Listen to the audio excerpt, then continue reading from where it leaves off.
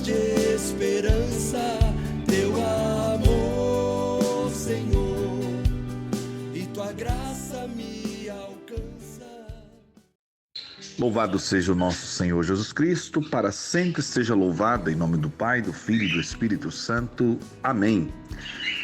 7 de março de 2022, Palavra de Esperança, hoje segunda-feira. Eu sou João Batista, é um prazer imenso estar contigo aqui pela Palavra de Esperança, trazendo pelo canal do YouTube, também via WhatsApp, uma mensagem que pela graça de Deus pode mudar a sua vida.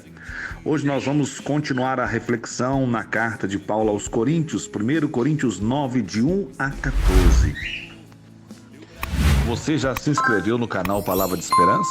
Obrigado por estar inscrito, ajudando com que esse canal cresça ainda mais, para a honra e glória de nosso Senhor Jesus Cristo. Compartilhe, curte, ative o sininho para você receber aí as notificações todas as vezes que nós postarmos algo aqui no canal. Olha, gente, dia 14, na próxima segunda, aqui no canal Palavra de Esperança, às 7 horas da manhã, nós vamos postar uma entrevista maravilhosa do Café com Esperança.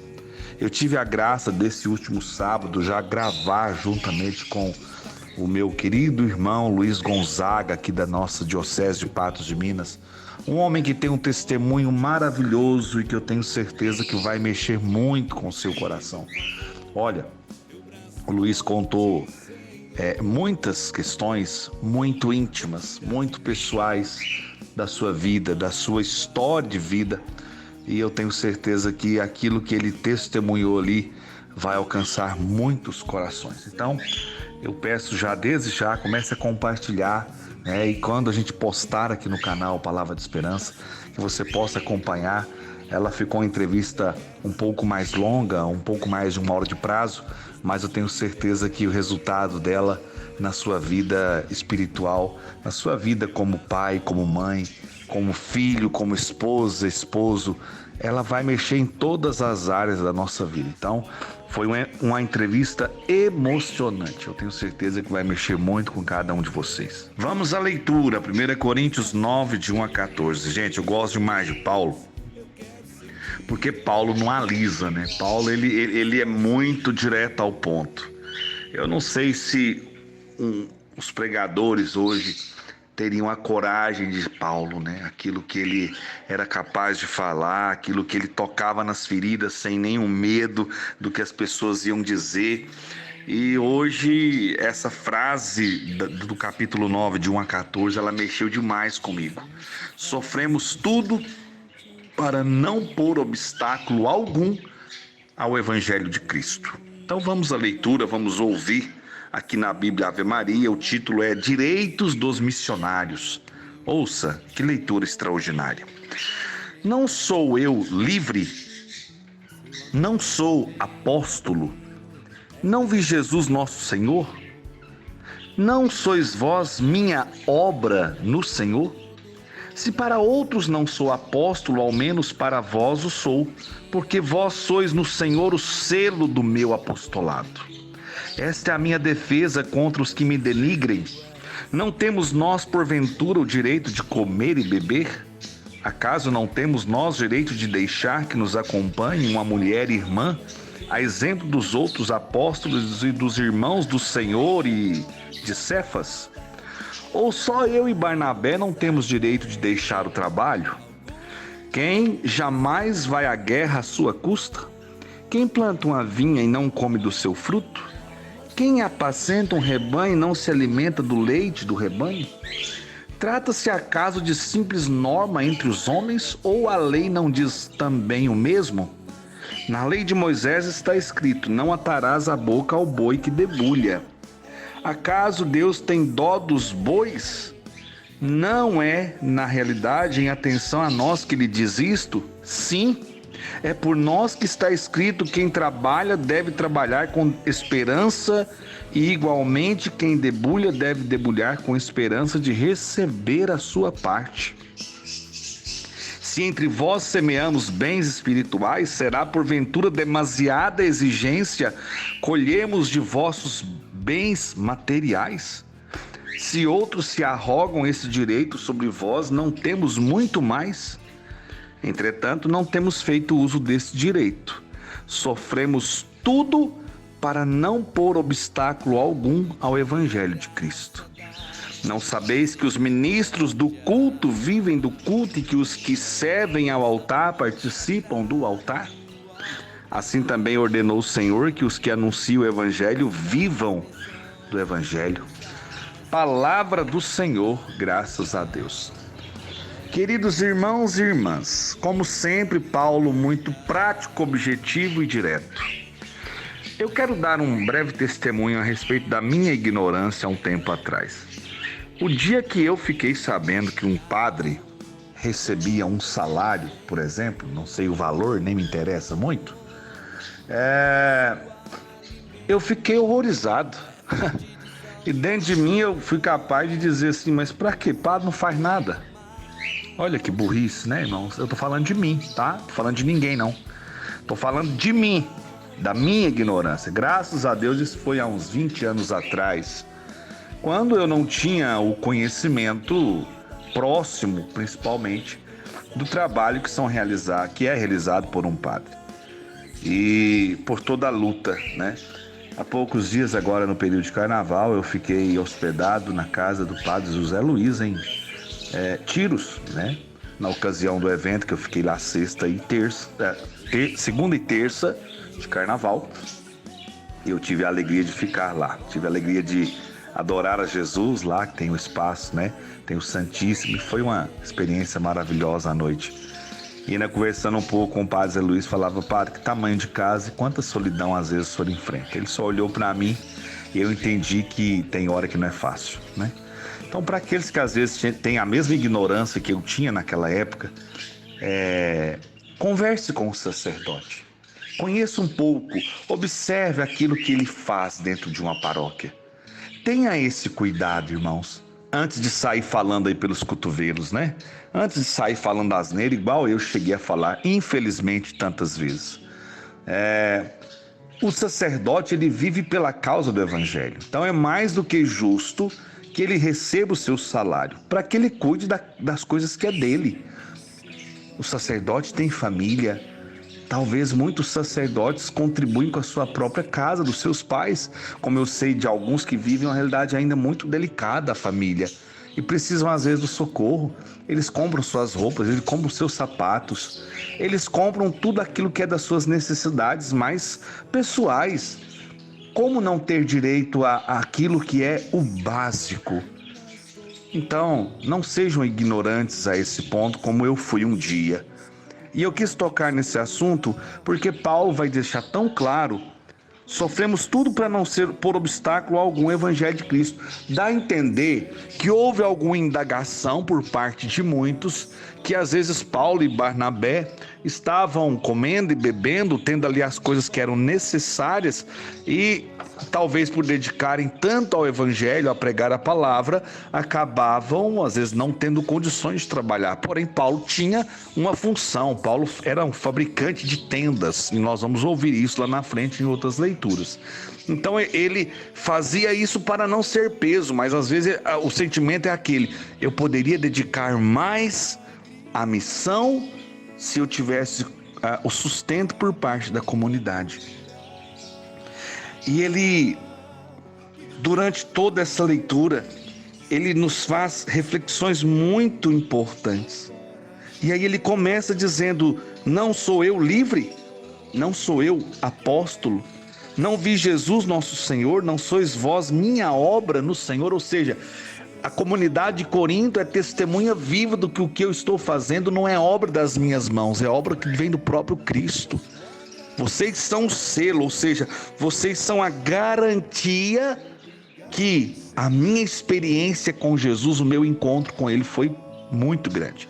Porque acredito que Paulo sofria questionamentos no seguinte sentido: ele não foi como Pedro, João, Tiago, que conviveram com Jesus. Não. Paulo, na verdade, era um perseguidor dos cristãos. Então, num dia em missão para perseguir os cristãos, a caminho de Damasco, Paulo teve uma grande experiência com Jesus, um encontro com Jesus. Saulo, por que me persegues? E aí Paulo faz aquela experiência, depois ele é batizado no Espírito Santo, ele faz o seu processo de conversão, e daí para frente, irmão, ninguém segura Paulo, porque Paulo era um homem culto, era um homem inteligente, era um homem conhecedor da lei, era um homem que tinha valores preciosos dentro dele. Então, ele começa dizendo, não sou eu livre, quer dizer, eu sou livre para escolher anunciar o evangelho. Será que a prova maior do que eu vivo não são as comunidades às quais eu tenho evangelizado? Não temos nós, porventura, o direito de comer e beber, está no versículo 4.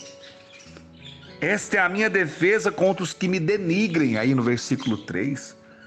A conversão das pessoas, a estruturação das primeiras comunidades, não tem prova maior da ação de Deus do que tudo isso que estava acontecendo pela missão de Paulo, de forma especial, que também ele cita Barnabé.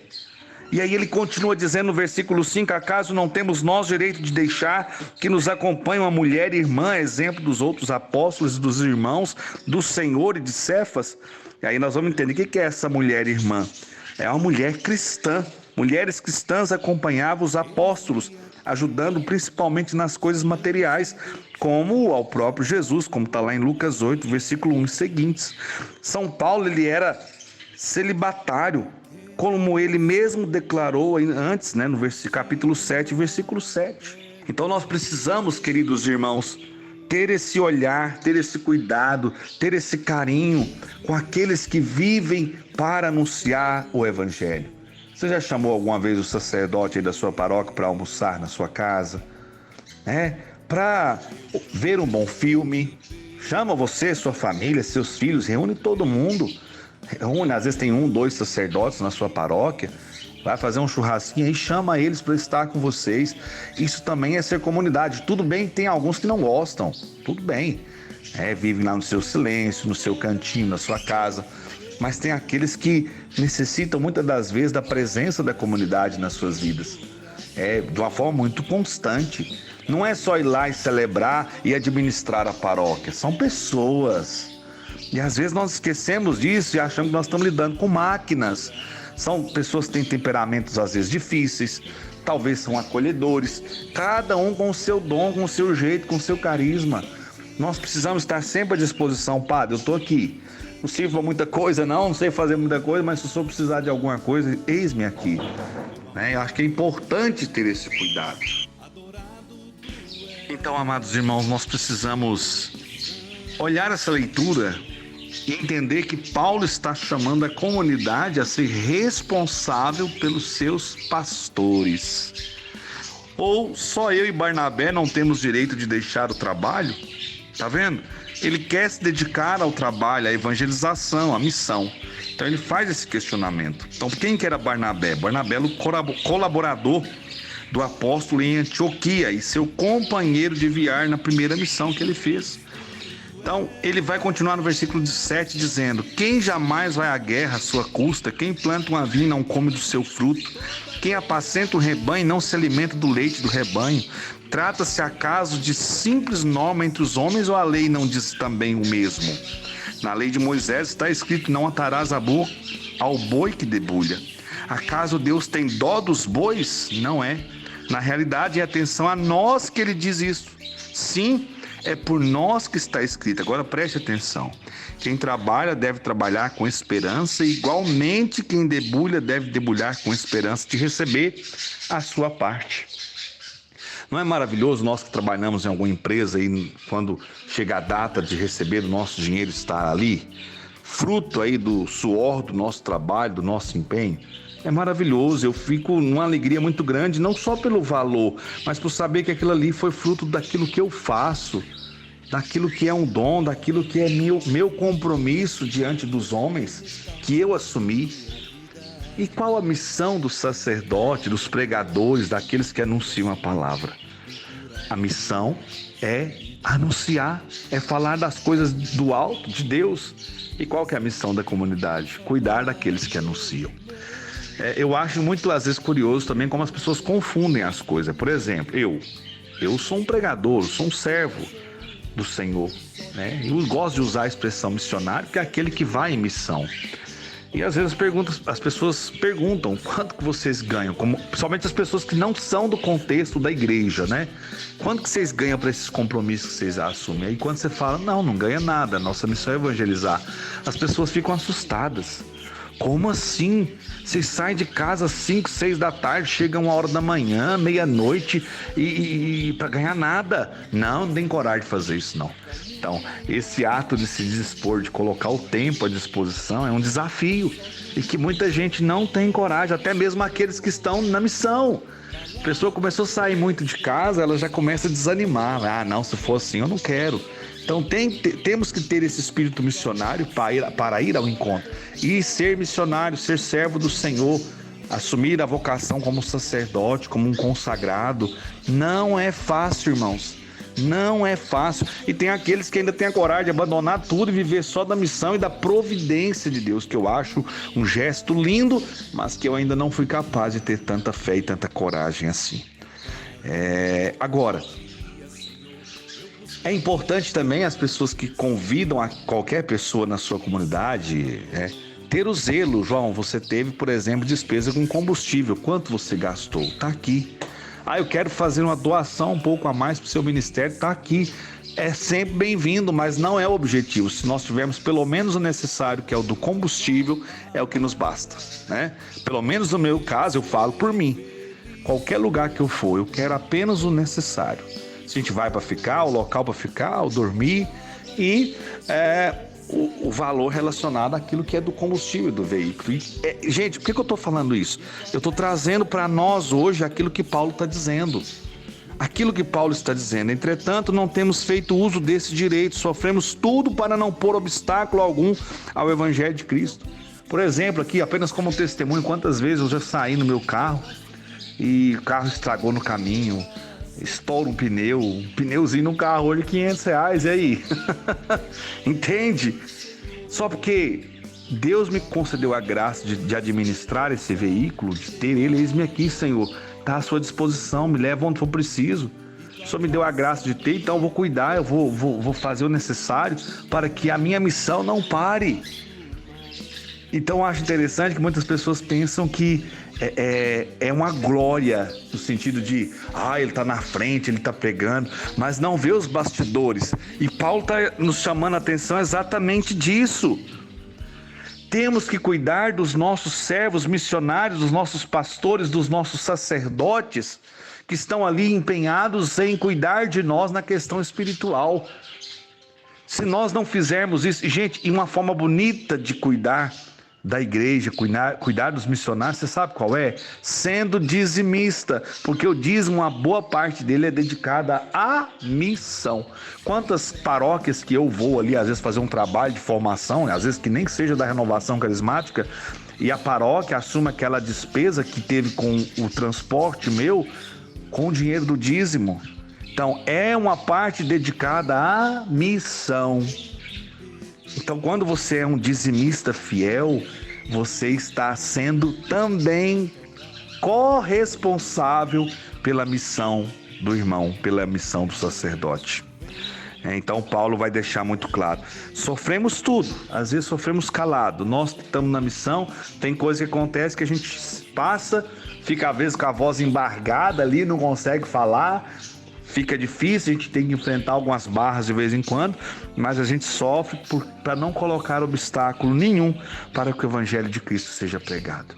E às vezes eu vejo as pessoas colocando tanta dificuldade em tanta coisa simples, sabe? Que dói o coração, dói muito o coração. E Paulo termina essa reflexão dizendo: não sabeis que os ministros do culto vivem do culto e que os que servem o altar participam do altar? Assim também ordenou o Senhor que os que anunciam o Evangelho vivam do Evangelho. Aonde que o Senhor anunciou isso? Está aqui, Lucas 10, versículo 7. Permanecei na mesma... Lucas 10, desculpa, deixa eu confirmar.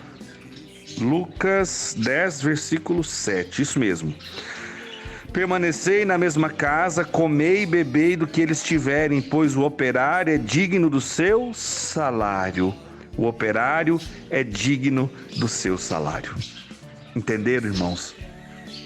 Se aqueles que estão dedicando a sua vida à evangelização não tiverem o sustento por parte da comunidade, vai ficar difícil anunciar a palavra. Claro que nós não estamos falando de riquezas, de excessos, de ter além do necessário. Não estou falando isso e muito menos Paulo. Paulo está falando a respeito da necessidade de ter o necessário para que os irmãos, os sacerdotes, os missionários possam se colocar à disposição para anunciar a boa nova do Senhor. Glórias ao Pai, ao Filho e ao Espírito Santo, como era no princípio, agora e sempre. Amém. Senhor, dai-nos a graça de sermos mais cuidadosos com os nossos sacerdotes, com os nossos missionários, com aqueles que se colocam à sua inteira disposição para anunciar a palavra de Deus, para ajudar o povo a crescer, para catequizar, para orientar, direcionar, formar o teu povo e a tua igreja. Que nós possamos ter um olhar mais cuidadoso com os teus filhos e filhas que se colocam à disposição do anúncio da boa nova. Obrigado, Senhor, pela palavra de esperança, mais um dia, que seja uma semana cheia da tua bênção, cheia da tua graça, em nome do Pai, do Filho e do Espírito Santo. Amém. Queridos irmãos, boa semana, boa segunda-feira. Sede santos como Deus é santo e até amanhã.